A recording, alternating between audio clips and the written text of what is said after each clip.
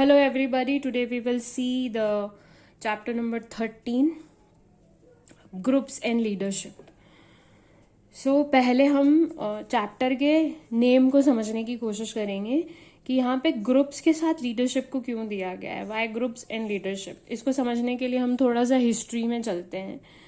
जिन लोगों ने बचपन या 3rd क्लास 4th क्लास में पढ़ा होगा कि हाउ द सिविलाइजेशन फॉर्म, कैसे सिविलाइजेशन हुआ, उसमें ये बताया गया है कि पहले जो इंसान था वो आदि मानव हुआ करता था।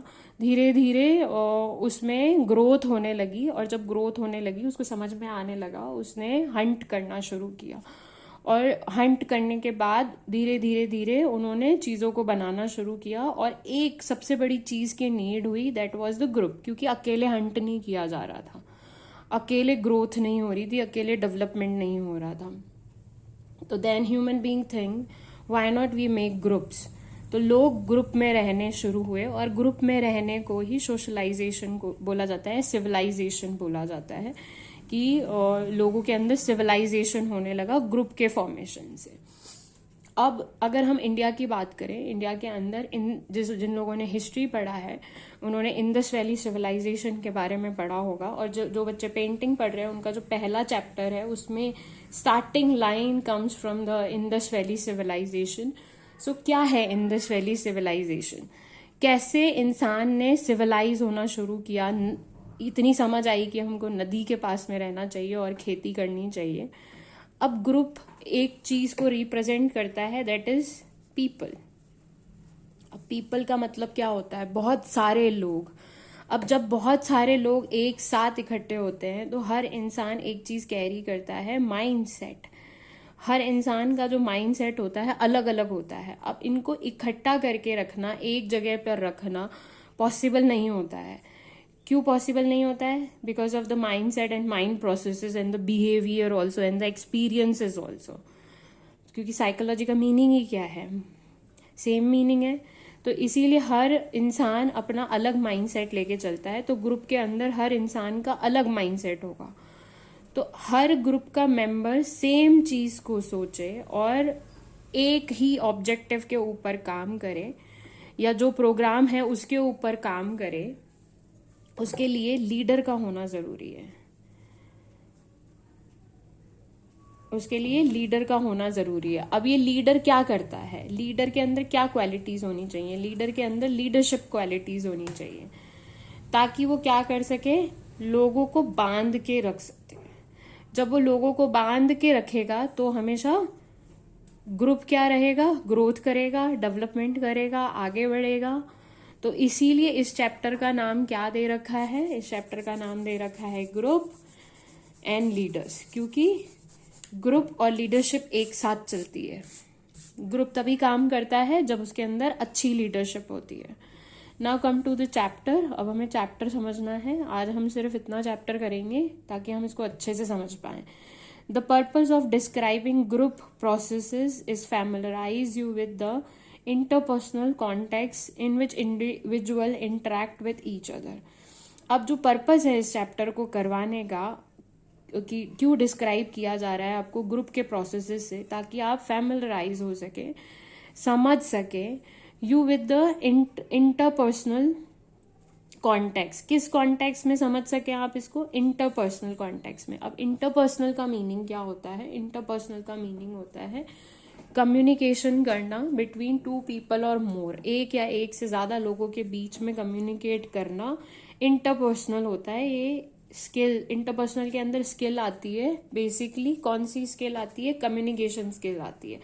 इंटरपर्सनल के अंदर कौन सी कम्युनिकेशन स्किल आएगी? कि आप दूसरों के साथ कैसे इंटरेक्ट कर रहे हो। अब इसमें एक और वर्ड आता है, इंट्रा पर्सनल। इस वर्ड में सिर्फ ए का फर्क है। इंटरपर्सनल में ए नहीं लगता, इंट्रापर्सनल में ए लगता है। अब इंट्रापर्सनल का मीनिंग क्या होता है? इंट्रापर्सनल का मीनिंग होता है कि how you are communicating with yourself and with your feelings, emotions. आप कैसे कम्युनिकेट कर रहे हो। तो interpersonal means how you are communicating with other, intrapersonal means how you are communicating with yourself. तो जब इंसान ने अपने आप से कम्युनिकेट करना शुरू किया, अपनी फीलिंग्स को समझा एनवायरनमेंट को, और एनवायरमेंटल एटमॉस्फेयर के हिसाब से उसको लगा कि इंट्रापर्सनल स्किल्स को डेवलप करना बहुत ज़रूरी है ताकि हम कम्युनिकेट कर सकें, और उन्होंने कम्युनिकेट करना शुरू किया, और with the communication they form the groups.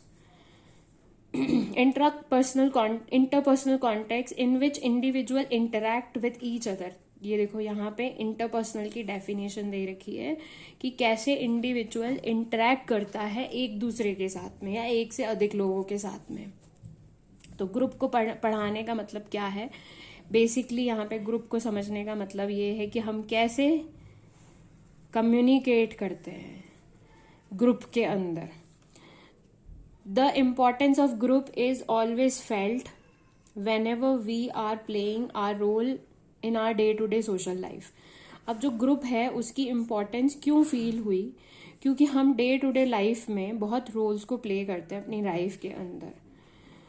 We use the word group in various context. Group word को हम वेरियस कॉन्टेक्स्ट में समझेंगे. क्यों समझेंगे? क्योंकि डे टू डे लाइफ में जो हम प्ले करते हैं रोल्स को, दे आर वेरी इंपॉर्टेंट. दोबारा इस लाइन को समझते हैं. The importance of a group. Group की इम्पॉर्टेंस क्यों है, क्यों फील करी गई? Whenever we are playing our roles, क्योंकि हम रोल प्ले करें. अगर आप देखोगे अपने आप को कि आप कौन से रोल प्ले कर रहे हो, what roles are we playing. जैसे मैं मेरा एग्जाम्पल देती हूँ कि मैं किसी की बेटी हूँ, मैं किसी की मम्मी हूँ, मैं किसी की चाची हूँ, मैं किसी की मौसी हूँ. तो ये रोल्स प्ले करने के लिए लोग भी तो चाहिए. तो डे टू डे लाइफ में हम बहुत सारे रोल प्ले कर रहे हैं. We use the word group. हम ग्रुप वर्ड यूज करते हैं बहुत सारे कॉन्टेक्स्ट में, सच एज गेम्स. अब जैसे गेम्स एग्जाम्पल दिया गया है कि एक ग्रुप है वो फॉर्म्ड हुआ, ये लोग गेम्स खेलते हैं. अब गेम्स में 2 तरीके के गेम्स आ जाते हैं, 2 भी नहीं बहुत तरीके के. इंडोर गेम्स आ सकते हैं, आउटडोर गेम्स आ सकते हैं, वीडियो गेम्स आ सकते हैं. आजकल तो लोग वीडियो गेम्स में भी कम्युनिटी बना लेते हैं. Then political party. जितनी भी पॉलिटिकल पार्टी हैं, कांग्रेस हो गई, बीजेपी हो गई, आम आदमी पार्टी होगी, ये ग्रुप ऑफ पीपल हैं जो पर्टिकुलरली टास्क को परफॉर्म करते हैं. वाई यहाँ पे मेंशन है गेम्स, सिर्फ ग्रुप वर्ड क्यों नहीं मेंशन है? क्योंकि ये एक पर्टिकुलर टास्क को परफॉर्म करेंगे. टीम्स हो गई.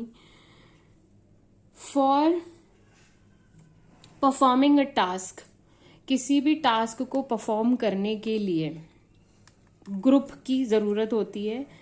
और ग्रुप में क्या होना चाहिए? कमेटी मेंबर्स होते हैं. और कम्युनिटी मेंबर्स का क्या काम होता है? डिसाइड करना कि क्या प्रोग्राम रन होगा, ये ग्रुप किससे रिलेट करता है, क्या इसकी मेंबरशिप होगी, कौन कौन लोग इसको ज्वाइन कर सकते हैं, और पर्पस क्या है बेसिकली. तो ग्रुप के अंदर जो भी चीज़ें होती हैं वो कमेटी मेंबर डिसाइड करते हैं. और इन मेंबर्स में से एक मेंबर होता है लीडर, जो लीड करता है पूरे ग्रुप को. Membership of N academic body, कि वो किसके मेंबर बनेंगे? किसी अकेडमिक बॉडी के मेंबर बन रहे हैं. और membership of the under privilege group. तो अंडर प्रिविलेज का मीनिंग ये होता है कि वो लोग जिनको कोई प्रिविलेज नहीं होता है, सुख सुविधाएं नहीं होती हैं, पॉवर्टी होती है, वायलेंस हो रहा होता है. तो जो ग्रुप है वो किस तरीके के काम करेगा? वो एकेडमिक ग्रुप का मेंबर बनेगा या अंडर प्रिविलेज लोगों के लिए काम करेगा? ये कौन डिसाइड करता है? कम्युनिटी मेंबर्स डिसाइड करते हैं कि वो किस एरिया में काम करने वाले हैं. We are born as an individual. कोई भी बच्चा जब जन्म लेता है वो इंडिविजुअल होता है. एंड वी बिकम, इवन जो 2 जुड़वा बच्चे होते हैं, ट्विंस होते हैं, एक से ज्यादा बच्चे एक साथ पैदा होते हैं, वो भी इंडिविजुअली होते हैं. वो अपनी अपनी अलग पहचान लेके पैदा होते हैं. And we become member of various group. धीरे धीरे जब हम बड़े होते हैं तो हम अलग अलग ग्रुप के मेंबर बनना शुरू हो जाते हैं इन कोर्स ऑफ सोशलाइजेशन. क्योंकि ये एक तरीके का कोर्स है. क्या होने का कोर्स? सोशलाइज होने का कोर्स है. For fulfilment of our job, ताकि हम फुलफिल कर सके अपनी जॉब्स को. अब जॉब्स का मतलब यहाँ पे ये नहीं है कि सिर्फ आपकी जो वर्क रिलेटेड जॉब हो गई. वर्क जॉब्स का मतलब यहाँ पे वेरियस रोल्स और वेरियस वर्क रिलेटेड हो गया, जैसे फैमिली एक ग्रुप हो गया, आप फैमिली में डिफरेंट टास्क को परफॉर्म करोगे। फिर आपने स्पोर्ट्स में एडमिशन लिया, तो स्पोर्ट्स में मान लो आपने क्रिकेट में एडमिशन लिया, तो आप क्रिकेट ग्रुप का हिस्सा हो वहाँ पे। फिर आपने स्कूल में एडमिशन लिया, तो आप स्कूल का हिस्सा हो। फिर आपने कॉलेज में एडमिशन लिया, फिर आपने कॉलेज का हिस्सा हो। आप इंडिविजुअल होते हुए भी आप कॉलेज का हिस्सा हो जाओगे।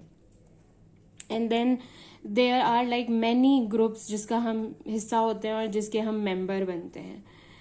This chapter would help you to understand the function of group. ये चैप्टर बेसिकली आपको क्या सिखाएगा, अंडरस्टैंड करना सिखाएगा कि एक ग्रुप कैसे फंक्शन करता है।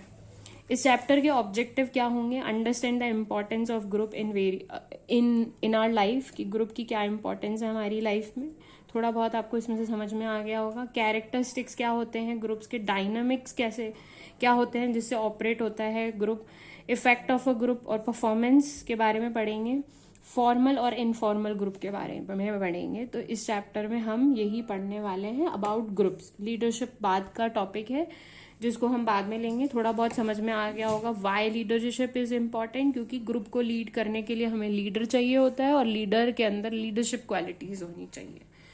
तो ये जो इन्फॉर्मेशन है इंट्रोडक्शन वाला वो यहीं पे फिनिश होती है। होप आपको समझ में आया होगा। अगर आपको कुछ भी चीज़ नहीं समझ में आती है यू कैन राइट बैक, मैं कोशिश करूँगी उससे रिलेटेड जितना हो सके वीडियो बनाऊँ। Till then bye, take care, keep smiling and keep sharing. बहुत ऐसे बच्चे हैं जिनको कोई हेल्प नहीं मिलती है साइकोलॉजी से रिलेटेड, उन्होंने सब्जेक्ट तो ले लिया होता है। Do share with them also ताकि उनको हेल्प हो सके।